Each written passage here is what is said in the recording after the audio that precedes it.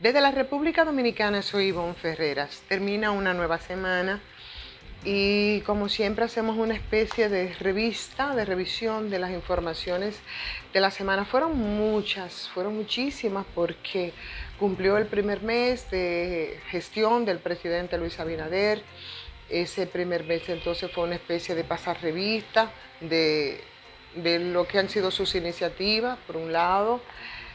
Por otro lado, también esas revistas pasaron, y aunque no estaba quizás dentro del guión planificado, que salieran a relucir, salieran hacia afuera algunas de las arengas del presidente Danilo Medina, pues ese audio que rodó una parte por lo menos. Sabemos que seguirán entonces llegando más fragmentos respecto a eso, pero lo que rodó ha dado mucho de qué hablar, sobre todo porque hace reflexionar y confirma la teoría de mucha gente respecto a de por qué el PLD se encuentra en la situación que se encuentra, admitida por los mismos PLDistas y por el propio Danilo Medina, que como les contábamos en el día de ayer, habló de todo, menos de las responsabilidades y de sus culpas, ¿no?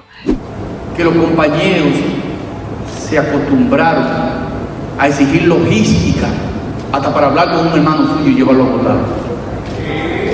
Porque ya nadie quería hacer nada si no había dinero por el medio.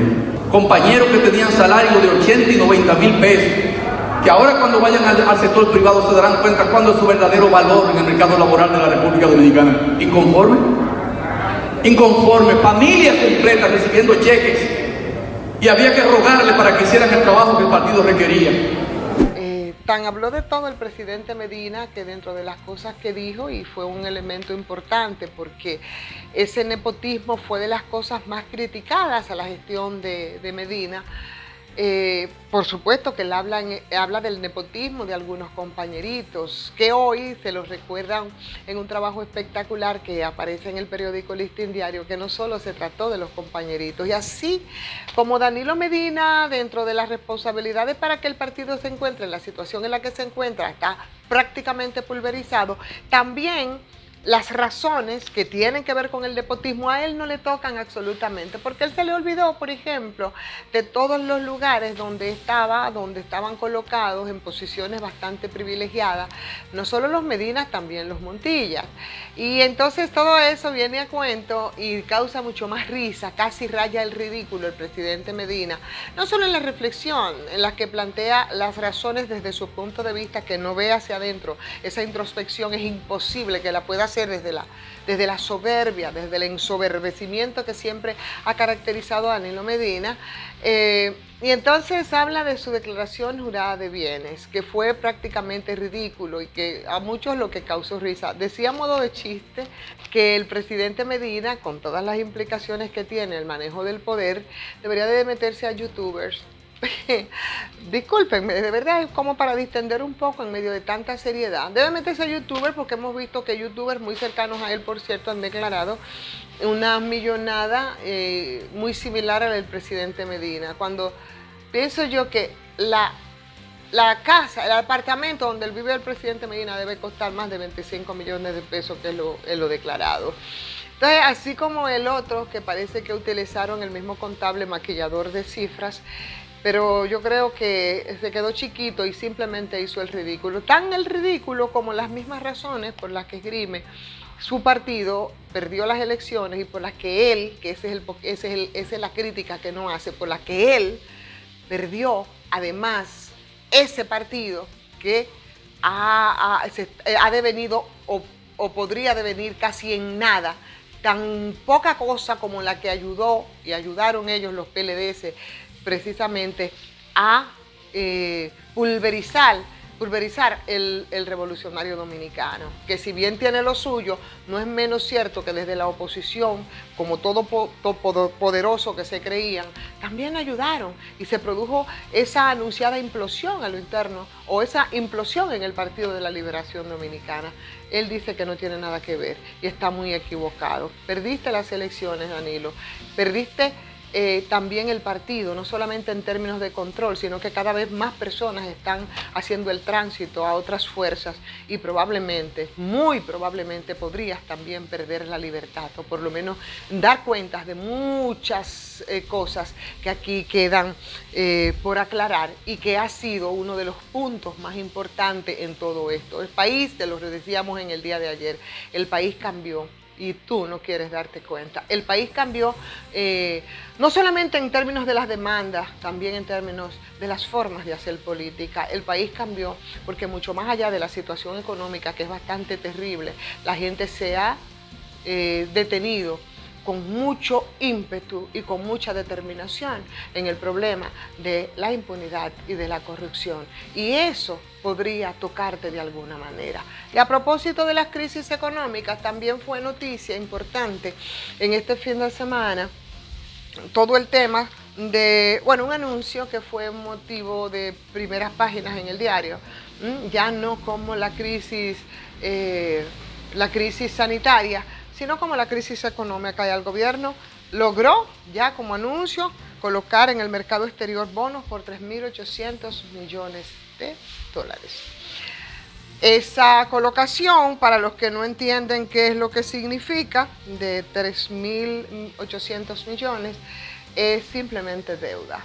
Es deuda, porque los bonos son deuda. Y en medio de esta situación, bueno, parece que no había más alternativa que no sea endeudarnos o sumirnos entonces en una situación de aumento de impuestos, que no sería otra cosa más que la reforma fiscal.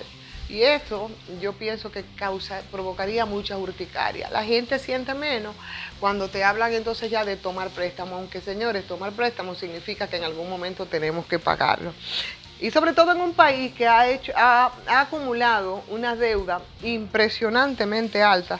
Imagínense ustedes que según las estadísticas de los que saben de esto, la deuda del país está por encima, creo, de los 40.000 millones de dólares, que no es poca cosa. Porque resulta que también, y es de las culpas que tendrán que asumir las autoridades pasadas, por cualquier quítame esta paja, señor, aquí se buscaba dinero prestado. Por eso nada más en el gobierno de Danilo Medina, de ese mismo Danilo Medina, que con cara de yo no fui, ahora pretende como que todo el mundo tuvo la culpa del disparate y de la tontería y de la necesidad de salir de él y de su gobierno. Ese mismo Danilo Medina, señores, que se involucró con cerca de 20.000 millones de dólares para su gestión. Por lo mínimo había que asumir un préstamo. Cuando los préstamos simplemente se dejan para situaciones de emergencia. Eso significa que, como han dicho expertos de la economía, el hecho de que nosotros tengamos 40.000 millones de dólares en deuda, y que de esos 40.000 millones, cerca de 20.000 fueron en el gobierno pasado, implica que entonces tenemos comprometido cerca del 50% del Producto Interno Bruto en pagar deuda. Y recuerden ustedes que siempre contábamos que del presupuesto un porcentaje bastante grande se utilizaba entonces en pagar los intereses de la deuda. Es decir, que la mitad que entonces de lo que es el presupuesto se va para pagar los intereses, no para pagar el capital.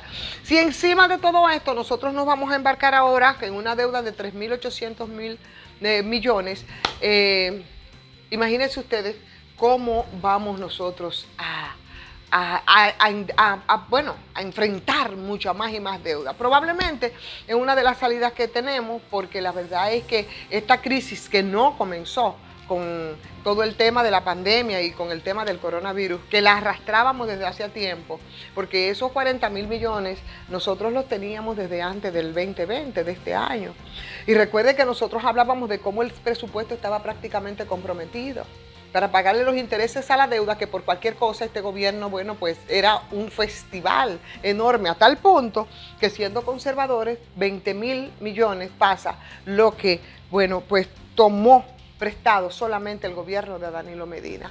Entonces, eso es un punto, señor, que la verdad no nos llena de mucho de mucho optimismo, pero parece ser, no sé qué dirán los expertos, suponemos que en la semana será un tema de discusión si nosotros tendríamos otras alternativas.